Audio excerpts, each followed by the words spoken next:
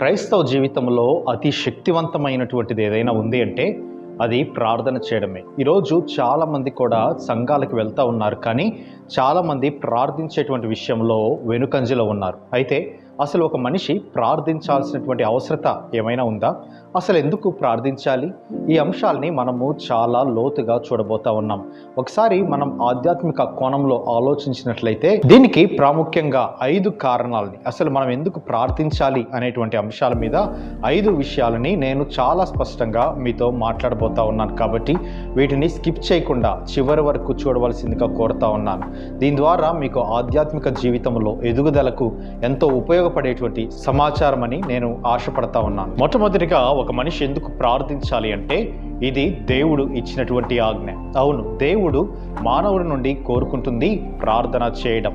ప్రతి ఒక్క విషయంలో కూడా దేవుడి మీద ఆధారపడాలి అని దేవుడు ప్రతి మానవుడి నుండి ఎంతగానో ఆశపడ్డాడు. అందుకనే మనము పాత నిబంధనలో కానీ క్రొత్త నిబంధనలో కానీ ఒకసారి చూసినట్లయితే కీర్తనకారులు, ప్రవక్తలు, అపోస్తలులు, యేసుక్రీస్తు ప్రభువారు సైతం కూడా తండ్రిని ప్రార్థించినట్లుగా మనం చూస్తాం. అంటే ప్రార్థనకు ఉండేటువంటి ప్రాముఖ్యత ఎంత గొప్పది అనేటువంటిది మన ముందు ఉన్నటువంటి గొప్పవారు మనకి ఎంతో స్పష్టంగా తెలియజేశారు. కారణం ఇది దేవుని యొక్క ఆజ్ఞ.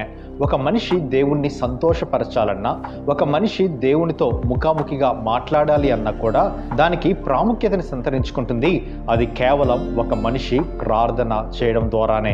ఇక రెండవది, ఒక మనిషి ఎందుకు ప్రార్థించాలి అంటే ఒక మనిషి దేవునితో సహవాసం చేయడానికి ఏకైక మార్గం ప్రార్థన చేయడం.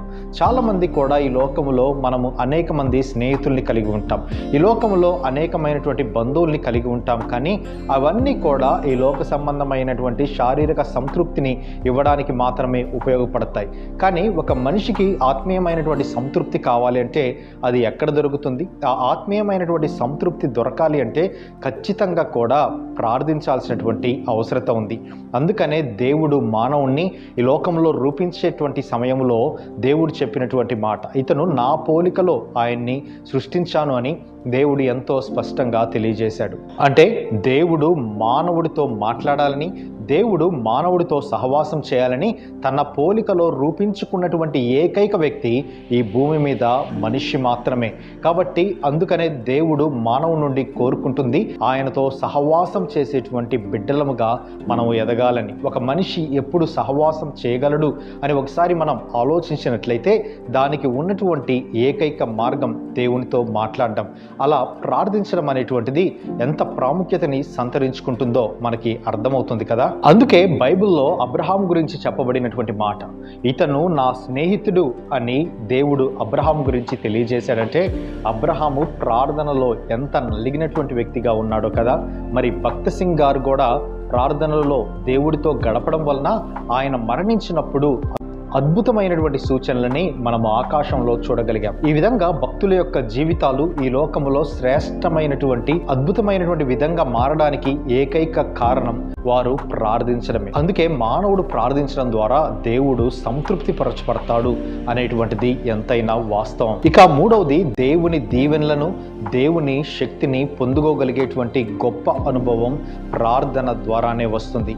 అబ్రహాము ఆశీర్వదింపబడ్డాడు, దావీదు ఆశీర్వదింపబడ్డాడు, మోషే ఆశీర్వదింపబడ్డాడు. ఈ విధంగా చెప్పుకుంటూ పోతే ఈ భూమి మీద ఉన్నటువంటి వారందరూ కూడా దేవుని యొక్క ఆశీర్వాదాలను పొందుకోవడానికి మూల కారణం ఒక మనిషి ప్రార్థన చేయడం ద్వారా. అందుకనే ఒక మనిషి ఆశీర్వాదాలను పొందుకోవాలన్నా, దేవుని యొక్క దీవెనలను పొందుకోవాలన్నా వారికి ఉన్నటువంటి ఒక మార్గము ప్రార్థన చేయడం ద్వారానే. ప్రార్థన చేయడం ద్వారా ఒక మనిషి దీవెనలను, ఆశీర్వాదాలను పొందుకుంటాడు. వాటితో పాటు కూడా దేవుని యొక్క శక్తిని పొందుకోగలడు. యేసుక్రీస్తు ప్రభువారు ఈ లోకాన్ని విడిచిపెట్టి వెళ్ళిపోయిన తర్వాత శిష్యులందరూ కూడా చాలా భయపడతా ఉన్నారు. ఏం చేయాలో అర్థం కానటువంటి పరిస్థితుల్లో ఉన్నారు. అయితే యేసుక్రీస్తు ప్రభువారు చెప్పినటువంటి మాట, మీరు పట్టు విడవక ప్రార్థించు, తండ్రిని అడుగుడి, ఆయన ఇవ్వబోయేటువంటి పరిశుద్ధాత్మ దేవుణ్ణి మీరు పొందుకోబోతారని యేసుక్రీస్తు ప్రభువారు చాలా స్పష్టంగా తెలియజేశారు. ఎప్పుడైతే ఆ మాటని విన్నారో, ఆ మాటని నమ్మినటువంటి శిష్యులు వారు ప్రార్థించినట్లుగా మనం చూస్తాం. ఆదిమ సంఘము ప్రార్థించినప్పుడు ఆ యొక్క భూమి కంపించినట్లుగా కూడా మనకి అర్థమవుతుంది కదా. అపోస్తల కార్యములో శక్తివంతమైనటువంటి పరిచర్యని వాళ్ళు చేయగలిగారంటే దాని వెనకాల ఉన్నటువంటి ఏకైక శక్తి వారు ప్రార్థన చేయడం ద్వారానే. అందుకే ప్రార్థన చేస్తే కేవలము దీవెనలు, ఆశీర్వాదాలు పొందుకోవడం మాత్రమే కాదు, దేవుని యొక్క శక్తిని కూడా పొందుకోగలం. అందుకనే పౌలు గారు అనేక సంఘాలకు ఉత్తరాలు రాస్తూ అనేక సంఘాలని పరామర్శించేటప్పుడు ఆయన చెప్పినటువంటి ఒకే ఒక మాట, మీరు కానీ నా కోసం ప్రార్థించగలిగితే నేను గొప్ప కార్యాలు చేయగలిగేటువంటి శక్తిని దేవుడు అనుగ్రహిస్తాడు అని. మరి ఈ లోకములో గొప్ప కార్యాలు చేయాలని ఒకవేళ మీరు ఆశపడతా ఉన్నారా? ఈ లోకములో దేవుని కోసము ఒక సాక్షిగా, దేవుడి కోసము ఒక మండేటువంటి అగ్ని జ్వాలగా నీవు బ్రతకాలి అని ఒకవేళ నీవు ఆశపడితే నీకు ఉన్నటువంటి ఏకైక మార్గం ప్రార్థనే. ఆ ప్రార్థనని కానీ నీవు ఆశ్రయించగలిగితే దేవుని దీవెనలను, దేవుని యొక్క శక్తిని నీవు పొందుకోగలవు. ఇక 4వది, మానవుడి యొక్క ప్రార్థన ద్వారా శారీరక స్వస్థతని కూడా పొందుకోగలడు. అవును, ఈ లోకంలో చాలా మంది కూడా చాలా భయంకరమైనటువంటి రోగాలతోటి, వ్యాధులతో, బాధలతో ఇబ్బంది పడతా ఉన్నారు. కానీ అట్టి వారికి యాకోబు పత్రికలో యాకోబు సూచించినటువంటి ఒక మాట, విశ్వాస సహితమైనటువంటి ప్రార్థన రోగిని స్వస్థపరుస్తుంది అని.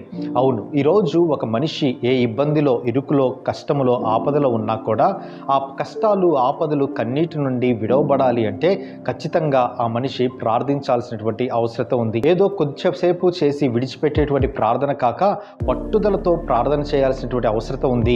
వాటికంటే ప్రాముఖ్యంగా విశ్వాసముతో ప్రార్థన చేయాల్సినటువంటి అవసరం ఉంది. అందుకనే దైవజనులు ఎక్కువగా చెప్పేటువంటి ఒక మాట, మీరు ప్రార్థించేటప్పుడు అది నేను పొందుకున్నాను అనేటువంటి ఒక దృఢ సంకల్పముతోటి, ఒక విశ్వాసముతో మనము ప్రార్థించాలి. అలా ప్రార్థించినప్పుడు మాత్రమే దేవుడు మనకి కావలసినటువంటి ప్రతి ఈవిని కూడా ఆయన అనుగ్రహిస్తాడని బైబిల్లో అనేక సందర్భాలలో కూడా యేసుక్రీస్తు ప్రభువారు ఆ విషయాల్ని మనకు ప్రస్ఫుటంగా తెలియజేశాడు. మరి మనం ప్రార్థించేటువంటి విషయంలో మనకి వచ్చినటువంటి అనారోగ్యాన్ని బట్టి కానీ, లేకపోతే మనకు వచ్చినటువంటి ఇరుకును బట్టి కానీ, ఇబ్బందిని బట్టి కానీ, మనం ప్రార్థించేటువంటి విషయంలో నిజమైనటువంటి విశ్వాసం మనం కనబరుస్తూ ఉన్నామా? విశ్వాస సహితమైనటువంటి ప్రార్థన రోగిని స్వస్థపరుస్తుంది అని బైబిల్ తెలియజేస్తుంది.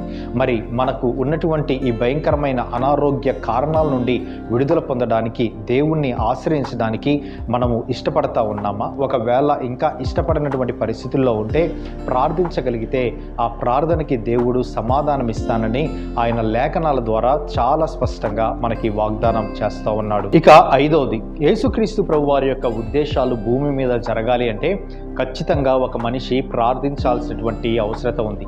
యేసుక్రీస్తు ప్రభువారు ఈ లోకంలో ఆశించినటువంటిది ఒకే ఒకటి, ఈ భూమి మీద ఉన్నటువంటి ఏ ఒక్క మనిషి కూడా నశించకుండా ప్రతి ఒక్కడు కూడా పరలోకం వెళ్ళాలి అనేటువంటిది ఆయన మానవుడి నుండి కోరుకున్నటువంటి ఒక చివరి కోరిక. అయితే ప్రతి మనిషి కూడా పాపము ద్వారా, శాపము ద్వారా దేవుడు అనుగ్రహించేటువంటి కృపని, దేవుడిచ్చేటువంటి ప్రేమని పొందుకోలేక చాలా మంది కూడా నరకానికి వెళ్ళిపోతా ఉన్నారు. మరి భయంకరమైనటువంటి నరకంలో నుండి ఒక మనిషి బయటపడాలి అంటే దేవుని యొక్క చిత్తము, యేసుక్రీస్తు ప్రభువారు కోరుకున్నటువంటి చిత్తము ఈ భూమి మీద జరగాలి అంటే నువ్వు నేను ప్రార్థించేటువంటి వ్యక్తులముగా ఉండాలి. నీవు నేను ప్రార్థించేటువంటి వ్యక్తులముగా ఈ లోకములో జీవించినంత కాలం మనము అలా ఉండలేకపోతే ఆయన యొక్క ఉద్దేశాలు భూమి మీద నెరవేరవు.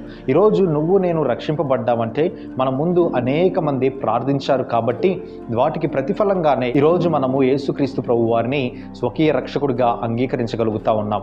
మరి యేసుక్రీస్తు ప్రభు వారిని స్వకీయ రక్షకుడిగా అంగీకరించినటువంటి మనము ఆయన యొక్క బాధ్యతని కూడా నెరవేర్చాల్సినటువంటి అవసరం ఉంది.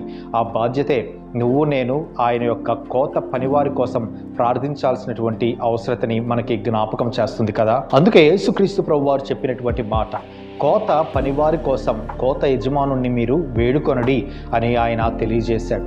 ఈ లోకంలో ఎంతమంది పరిచర్య చేస్తూ ఉన్నా, ఎంతమంది సేవకులు ఉద్భవిస్తూ ఉన్నా కూడా ఇంకా అనేక మంది సేవకులు, అనేక మంది పరిచర్య అవసరత ఎంతో ఉంది. దానికి కలిగినటువంటి మూల కారణం ఏంటి అంటే ఇంకా అనేక ప్రాంతాల్లో సువార్తను విననటువంటి వారు, నశించిపోతున్నటువంటి వ్యక్తులు కళ్ళ ముందు మనకి కనబడతానే ఉన్నారు. కాబట్టి అట్టి వారి కోసం పారముతో మనం ప్రార్థన చేయడానికి సంసిద్ధులం అవుదాం.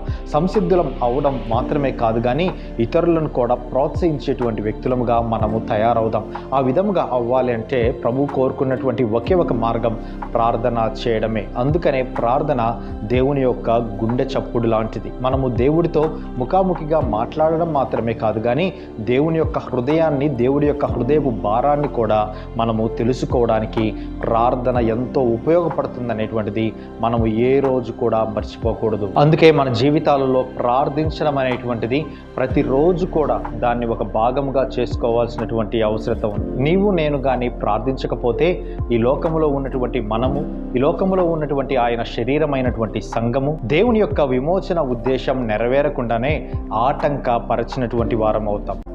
అవును, యేసుక్రీస్తు ప్రభు వారి యొక్క రక్తంలో మనం కడుగబడి కూడా ఇంకా క్రీస్తు కోసము, క్రీస్తు పని కోసము మనం పరితపించకుండా ఉండేటువంటి వ్యక్తులముగా ఈ లోకములో మనం జీవిస్తూ ఉన్నాము అంటే, యేసుక్రీస్తు ప్రభు వారికి సాక్షిగా మనం జీవించలేకపోతా ఉన్నామంటే మన సంఘము అభివృద్ధి కాదు, మనము అభివృద్ధి కాము. వ్యక్తిగతంగా దేవుని పరిచర్యకి ఆటంకము కలిగినటువంటి వ్యక్తులముగా మన జీవితాలు భవిష్యత్తులో చెప్పుకునేటువంటి పరిస్థితులు ఉంటాయి. కాబట్టి దేవుని బిడ్డగా విన్నవించుకునేటువంటి ఒకే ఒక మాట, మనమందరం కూడా దేవునికి ప్రార్థన చేసేటువంటి వ్యక్తులముగా ఉందాం. అలా ప్రార్థన చేయడం ద్వారా దేవుని యొక్క రాజ్యాన్ని భూమి మీద స్థాపించడానికి మన వంతుగా దేవుడి లోకములో మనల్ని ఏర్పాటు చేసినటువంటి చిత్తాన్ని నెరవేర్చడానికి సంసిద్ధులం అవుతాం. May God bless you. మరొక మంచి టాపిక్ తోటి మరలా కలుద్దాం. Thank you very much.